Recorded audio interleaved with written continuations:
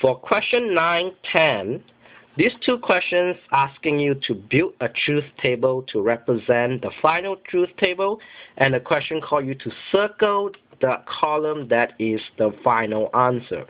So it's given us that we have a negation Q arrow PV negation Q.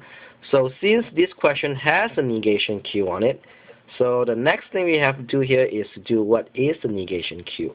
So Q is given us by true, false, true, false. So negation Q in this case will given us by false, true, false, true. Now, following orders of operations, we have to do the PV negation Q. So how do we do this? Is actually we have to write this whole thing into each column. Okay, you write the whole system here, the whole statement here, into each of this column. And we know negation Q is the opposite of this. We know P is the same column as the P, so we got true, true, false, false. And for negation Q, we got the opposite of that again, so we got false, true, opposite of Q. Orders of operation says we have to do the parentheses first. And in the parentheses, we have the OR. So OR in this case means that if you have true, false, you will get true. If you got double true, you will still get true. If you get false, false, you get a false. And one false and one true, you will get a true. So when you have an OR statement, it's always true, except when both cases are false. And once you're done with this column, I recommend you to gently cross the two columns that we already used. So the next thing we need to do is the conditional, and this time we are comparing the negation Q and the OR statements. Now for conditional, when the first case is false, the second case is true, this is going to be a true case. When both cases are true, this is also a true case. When both statements are false, it's still going to be a true case. When first and both statements are true, it's going to be a truth case. So in this case, your answer will be all true. Now the question is, when do the conditional statement be false? Conditional statement will be false when the first case is false. The first case is true. The second case, the first case is true. The second case is false.